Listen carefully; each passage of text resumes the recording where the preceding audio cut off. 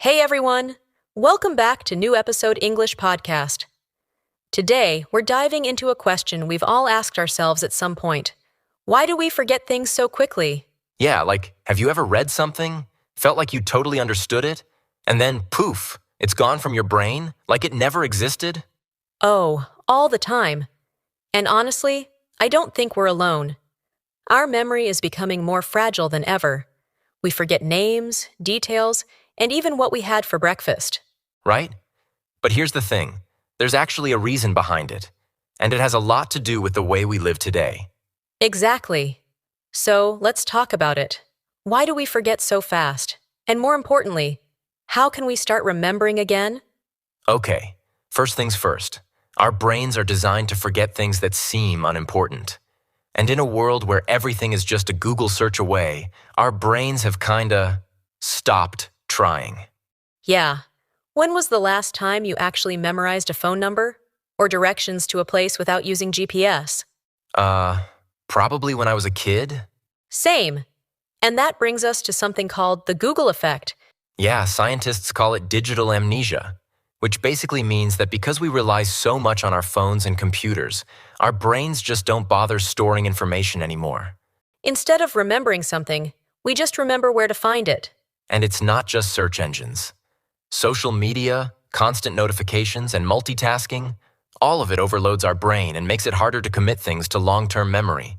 I mean, think about it. How often do you find yourself scrolling Instagram, then switching to Twitter, then watching a YouTube video, and suddenly you've completely forgotten what you were even looking for in the first place? Oh, all the time. And that's the problem. Our minds are constantly distracted, jumping from one thing to another. So it's no surprise we're struggling to retain anything. But here's the good news. There are actually ways to fight back and start remembering things that actually matter. Okay, before we jump into the solutions, we need to understand how memory actually works. Right. Our brain has 3 key stages of memory. Sensory memory. This lasts just a few seconds. It's basically your brain's preview before deciding if something is worth keeping. Short-term memory. This lasts around 20 to 30 seconds unless you repeat it. Think of it as a scratch pad. Long-term memory. This is where real learning happens. But to get here, information needs to be reinforced. This is exactly why cramming before an exam doesn't work.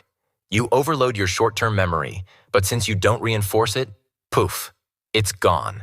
So, how do we actually get information to stick? All right, let's get into the good stuff. How to hack your memory. Here are 4 science-backed techniques that actually work. Instead of studying everything at once, break it up into multiple sessions over time. This strengthens neural connections and helps your brain retain information. Yeah, imagine trying to pour a whole bucket of water onto dry soil. Most of it just runs off. But if you pour a little at a time, it absorbs better. That's how your brain works too. Here's a trick. Don't just read your notes. Test yourself. Yeah, self-quizzing forces your brain to retrieve information, which strengthens the memory. Flashcards, writing things out from memory, even explaining something to a friend. It all helps solidify what you've learned. This is one of my favorites. It's an ancient technique where you associate information with familiar locations. Yeah, like if you need to remember a list of groceries, you could imagine walking through your house and mentally placing each item in a different room. It sounds weird, but it works. The brain is great at remembering places, so linking knowledge to locations makes it way easier to recall later. This one's a biggie. If you're constantly checking your phone, your brain never gets a chance to focus deeply. Yep, try setting no phone zones when you're studying or working. Even just putting your phone in another room can make a huge difference. Or use apps that block distractions. The fewer interruptions, the better your brain can actually process and store information. All right, now let's move on to learning today's key vocabulary. These are words you heard in this episode, and their meanings can help you understand them better. That's right. Let's start with the first word, ephemeral. Something that lasts for a very short time. Memory retention. The ability to store and recall information over time. The Google effect. The tendency to forget information that we can easily find online. Digital amnesia. When we become overly reliant on digital devices and our brains stop storing information. Short-term memory. memory that holds information for a short period, usually 20 to 30 seconds. Long-term memory, memory that stores information for an extended period. Cramming, studying a large amount of information in a short time, which is ineffective for long-term retention. The spacing effect, a technique that involves studying information in multiple sessions instead of all at once. The testing effect, the process of improving memory by actively recalling information instead of just reading it.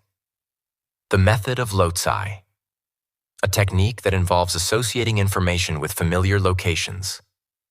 Distraction, something that takes your attention away from the main subject.